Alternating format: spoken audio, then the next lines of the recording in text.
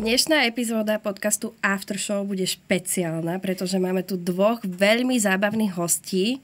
Olivera Osvalda a Samuela Porocházku, ktorých celé Slovensko miluje, ale všetci influenceri a celebrity. Došla mi správa, prepáčte, je to dôležité, len to prečítam. Bazoš kód 5128708. Prosím, nikdy neprezrádzajte mailom ani telefonicky.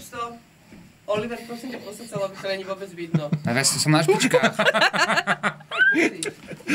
Tak počkaj, ešte raz to začneme. No, tak skúsim ešte raz. Lepšie? Čakám, že aspoň Vojka mi nebudú narážať na moju výšku. Dobre, ja to teda dokončím. Máme tu dvoch veľmi talentovaných moderátorov, ktorí sú veľmi profesionálni, ako sme si tu mohli od začiatku všimnúť. Takže vítajte, chalani. Ahoj. Čau, ahoj. Ako sa máte? Ale super, keby bolo lepšie, tak nás jebne. Tak dneska bude lepšie, lebo si spoločne pozrieme ďalšiu epizódu Behind the Fame. Sledujete? Áno. Tak ktorú si videl naposledy? Tak to videli ste aspoň jednu? Ja som videl 2 epizódy. No. A potom, ako ste tam prišli vy, tak radšej ste vypli. Presne. Ty si nevidel tú poslednú, kde sme prišli, kde sme mali tú ochutnávku tej mače. Ale nevidel som to, ale chcem si to pozrieť spätne, lebo akože takto. My sme pri tejto epizóde, kde sme ochutnávali poprvýkrát maču, tak v tejto epizóde sme chytili nejaký taký zvláštny stav s Oliverom, aj so Samom, kde asi pol hodinu dobrú sme utekali takto, že po sade Janka Kráľa zastavovali ľudí, rozbíjali veci a nejak sa to tam zvrtlo. Takže ja neviem úplne, že čo v tej epizóde bude. Alebo čo je v tej mači, keď potom alebo máte takéto stavy. Ono treba to hrať na pravú mieru. Ono to ani není, že by sme mali nejaký stav. To je v podstate podľa mňa vždy, keď nevnímame, že sú zapnuté kamery. Práve. No, my nemáme takú tú tvár, to, že sa zapne kamera a teraz sme nejaký iný, vieš, alebo že ktorá strana je krajšia a teraz by sme tu takto sedeli a dobrý deň vám tak prajem. lebo ani jedna strana nie je krajšia. No, to je práve ten problém. Ale to je vlastne veľmi oslobodzujúce svojím spôsobom. Je. A ešte oslobodzujúcejšie je, keď nás vôbec nevidno v rádiu, vieš, že vlastne sme tam schovaní a iba nás počuť, čo je niekedy ešte horšie. Ale teda pri tomto dieli si pamätám, že sme odchádzali všetci traja a sadli sme si do auta a trošku sme tak vytriezveli a si povedali, že to čo sa práve stalo? Čo sa práve stalo? Že áno, čo sa to tam dialo, že to sa stalo všetko tak rýchlo a ani nevieme, že čo sa vlastne tam hovorilo a stalo, no. Ja som to ale videl. Hej? Fakt si to videl? Bolo to lepšie ako v realite. No, hej. Tak lebo 30 minút tam nechali asi 4. Že bolo to lepšie. Čo svedčí o tom, že to bolo asi cez. Mali sme radšej hovoriť o kabelkách. Mali sme. No, to by bolo že lepšie. sme čo? Fashion ikony. Tak. Dobre, ale nie sme fashion ikony, alebo čo sa smeješ? Určite vaše outfity sú naozaj perfektné. Čo je za namikine? Pozri, toto tu mám zo strednej školy a teraz som to našiel, hej? A dobre. V skrini. A povedz mi, je na tom niečo zlé? To má dobre. Pozri.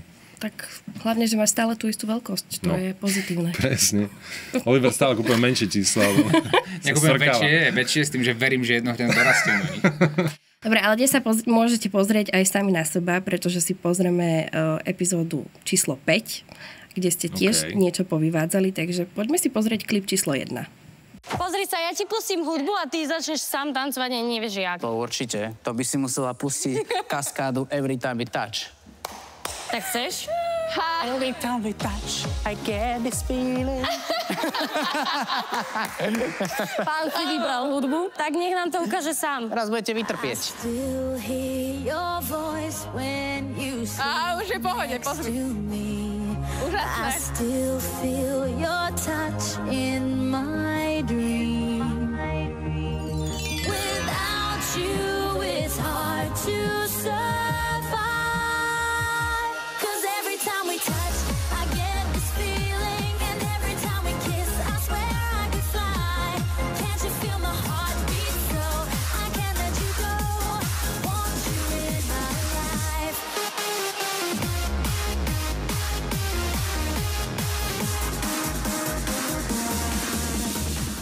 Celkom, fakt. Som normálne, že ťa to ani nebolelo, keď si tancoval?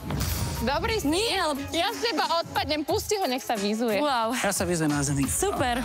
Super. On proste nahodí. Ja som fakt prekvapený. Ja odpadnem z neho. Počúvaj, že ty normálne si pamätáš, čo ide po sebe a ešte aj do hudby to vieš, si išiel normálny. Ale dobre, ďakujem, bol to akože veľmi challenging. No, na to, že si tu one. Úplne som sa, akože premáhal som sa, fakt. A mám u vás zaplatenú aj masážnu niekde? Ne. Aj sme dačo otancovali, aj sme sa spotili, aj šmrdzíme a tak. Teda iba Cynthia smrdí. Ale iba pod pazuchami, to je halúz ináč. Že vieš, že prejdeš okolo nej, nevidíš to, ale keď ona zdvihne ruku, tak to je kandel jak fras. No, tak keď môžete takto vidieť svojho kamaráta v telke, tak toto vám príde v poriadku, že hrdí, sa vysiela. No že 10 minút toto v kuse ide v televízii, ako tancuje v opätkoch. Ja som práve že rád, že to konečne dal von zo seba, lebo to nám akože ukazuje každé ráno, že on prichádza takto na opätkoch. Ja, že odkedy to skúsil, tak... Opačne. Že on chodieval dlhodobo v opätkoch. My sme ako tomu nekladali nejaký dôraz, ani sme sa nepýtali, že prečo taká klasika a už vlastne chápeme prečo. Že tam mal svoje veľkolepé číslo. Je, tak ale toto je veľké vysvetlenie, lebo mne ho bolo veľmi ľúto zatiaľ za tých 5 epizód, čo som videla, že chudák, že musí robiť takéto veci, ktoré proste sú skôr pre Bianku a Cynthiu, takže tak v tomto je to zakopané, hej? Ty si niekedy bol v opätkoch? Rozmýšľam, že nie, ale inak paradoxne dnes sa ma pýtala šéfka, že či by sme boli ochotní ísť aj so Samom v opätkoch na party. Prečo? Lebo že máme tam mať nejaký kostým alebo niečo. Dnes sa ma to pýtala a ja hovorím, že a to si už videla, že 45-ky opätky? Tak asi existujú. Tak asi mohli sme vidieť, že existujú, tak ale to, nie je to úžasné, že vlastne vás môže natrénovať? No je to úžasné. Ja tam na tú party idem so samozvaným. A idete v opätkoch? Ja neviem, akože ona povedala, že Samo vie o nejakých opätkoch, tak evidentne existujú. A aká to je party? Nech tam pošleme kamery. No, taká na Grindri je taká zoznamka teraz. Oznamovací Halloween gay party. Ideš robiť promičko, hej? Áno. Tak to podľa mňa nemohli lepšie vybrať. No veď práve, ale vidím, že asi trénoval teda na tom party tam. Váty. Akože išlo mu to, nie? Že dobre vyzeral. Ale bolo to fajn. Inak on, keď nám opisoval takto pocity, keď dotočil túto časť, tak vravel, že to bol jeden z najvtipnejších momentov. To je jeho života. Akože asi jeho života, alebo celej show asi nie, no.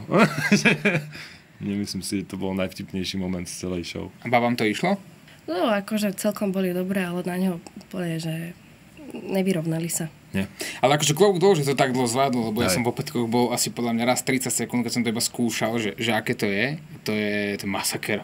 To je fakt masaker, ako vydržíte tak dlho chodiť v opätkoch. Takže kedy si ty bol naposledy na opätkoch? Neviem, raz som to vyskúšal, raz som to mal na sebe asi 30 sekúnd a to bol masaker. To bol fakt masaker, že obdivujem každú babu, ktorá chodí na opätkoch a zvládne na tom chodiť celý deň. Dokonca sa mi zdá, že v jednom dieli v BTF-ku hovorila aj Sisa Sklouska, nie? Že ona na tom chodí celý život. Že to musí nejaké dokrkvané chodidlá, nie? No. Kvasimocké. Taký 6. palec si narastie. Ale akože je to frárina. A tvoja manželka nosí opätky? Nie veľmi. Tak ten 6. palec je tak Dobre, teraz možno taká záľudná otázka. A keď ste vo vzťahu, vravel si, že si žgrlavý.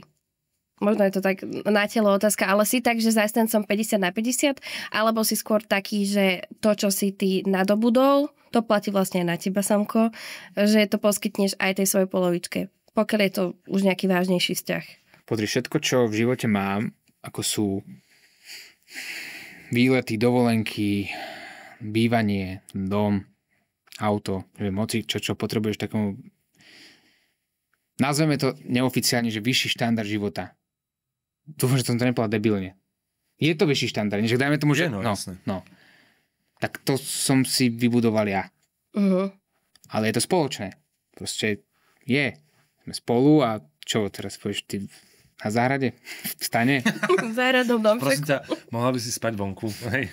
Že to je asi tak. No jasné. A že či som zástanca takého názoru, no tak to je tiež brutálne individuálne, že pozri, sú muži, ktorým vyhovuje to, že budú platiť ženám úplne všetko a že sú ženy, ktorým vyhovuje to, že chcú, aby bolo o nich postarané a chcú tráviť radšej ten čas doma. Ale čo vyhovuje vám? Lebo ako si povedal, niektorým mužom vyhovuje to, že oni prinášajú domov tie peniaze, to zázemie, ale tá žena by sa mala starať o deti, mala by navariť, upratať, robiť tak, ako to bolo voľakedy. Chcem, aby žena po mojom boku mala pocit toho bezpečia pri mne, že keď sa čokoľvek stane, tak som tu. Ale za žiadnych okolností nechcem byť taký ten... Za žiadnych okolností mi nevolaj do práce. Za žiadnych okolností nechcem, aby tá žena nebola sebestačná. Aby to nebolo také, že Ja budem nejako žiť, budem si fotiť na Instagram, budem chodiť s kamoškami na kávu a ty sa postaraj. A ty si to vlastne super vyriešil, ty si spravil zo svojej manželky influencerku. Pozri, mnoho je taký, inak to sa nesranda, že ja som spravil. Ja som z nej nič nespravil. Neverme to, hej, doslovne. Nie, ale vážne, lebo si vezmi, že koľko je takých známych ľudí, ktorí majú nejakú partnerku a to nie je automatika. Takže ona si vo veľkej miere pritiahla tú pozornosť sama. Ale áno, otvoril som jej tú bránu toho, že keď to chce, tak to môže robiť. Takže, ale ona to mala vždy zamknuté a nechcela to robiť, takže to je na tom, mne to príde vtipné. Akože. Čím viac jej to rastie, tým viac ten moment, že zrazu tak... Ešte svadbu sme mali a tam jej proste naskakalo nejakých, neviem koľko ľudí, lebo ja som nemal verejnú priateľku, ona nikde nebola. No veď toto, že ona tak zrazu a je dosť vtipná, akože aj o dosť vtipnejšie ako ty, čiže... No vidíš, no lebo pre mňa to je také, že... Pre mňa to je také zvláštne, keď tí influenceri teraz ukazujú kadejaký vzťah, lebo ja som neviem koľko, 5 rokov, alebo 4 roky sme spolu chodili a nepridal som ani jedinú fotku. Lebo mi to príde, že proste na čo ich zaťažovať nejakým vzťahom, ktorý možno nie je vážny. A ten vlastne vážny vzťah som im ukázal a nech sa páči, tu je môj vážny vzťah. Preto nechcem byť rozchodová kráľovna. Ďalších, čo máte doma, tak tí sú No jediní v tých 5 chlapov to už znova nedávam zatiaľ na Instagram, lebo ešte to nie je vážne. Ale hej. No a súhlasím s Oliverom, však to je super, presne. Však teraz sa nedá povedať proste, komu čo vyhovuje. To je dôležité, že každý to má inak. Takže keď nejaká žena chce pracovať a chce, aby muž bol na materskej a rodičovskej, tak to mám v okolí tiež takýchto známych a funguje im to, keď sa oni dohodli. U nás by to nefungovalo a nedávalo zmysel, takže nevidím v tom zmysel ani ja, máme to inak podelené. Takže ma môžete rozkopať v komentároch. Ono v podstate, že my sme so samom každý deň v rádiu sa každý deň stretávame a ono to vzniklo ešte kvázi tak, že my sme vedeli, že on chce si vyskúšať pobyt v tme. Že to je nejaký niečo v jeho checkliste, to-do liste teda. A tak sme to nejakým spôsobom spojili a hovorili sme si, že do toho bodu, kým on si dá dole z očí tú masku, tak ho musíme ťahať k niečomu, čo sa akože bude báť. A on sa bojí svadby. No bojí sa, že tú svadbu spravíme my. Nie, že sa bojí svadby. Páme sa bojíš toho, že ti spravia svadbu dva chalani druhý, nie? Predstav si situáciu, že vlastne chceš mať svadbu, ale zorganizuje a predbehne ťa niekto iný. A vlastne ťa predbehnú tvoji kamaráti. Tak ja si myslím, že to úplne nie je to, čo chce každý chlap. Ty by si to chcela? Že by si plánovala svadbu a teraz zrazu ťa kamošky prekvapia. Pozri, tuto máš. Dnes je tvoja svadba. Teraz. Bol na vás samo naštvaný?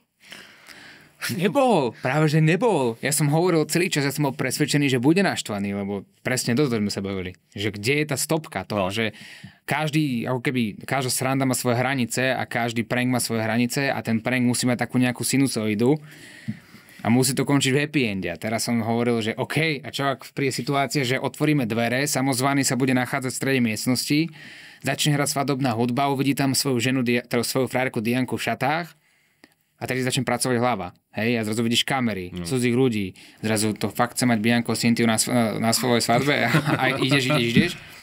A teraz z toho že to je určite nejaká sranda, čím dlhšie to budeš ťahať, tým dlhšie si ten človek bude uvedomovať, že to sranda nie je. A čo ak v ňom sa naštartujú nejaké procesy a povie pred tým oltárom, že nie.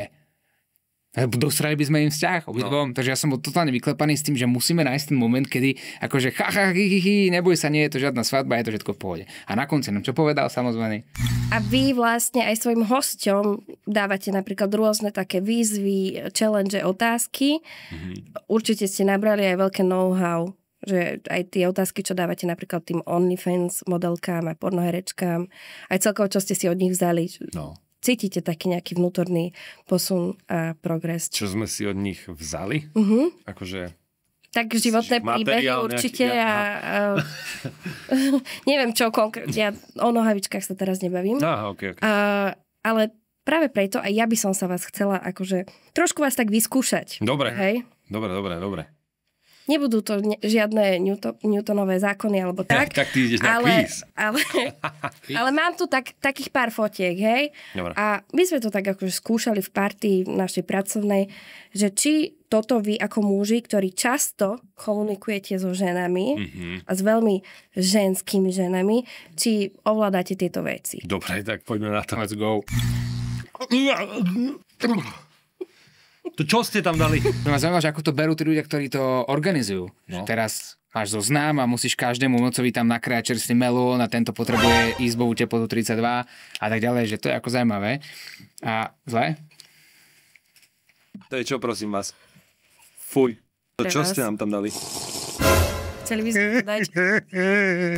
A vy ste to mali celkom aj také komplikované. Viem, že sa písalo o tom, že úplne to nebolo ľahké. A o tom chceme hovoriť?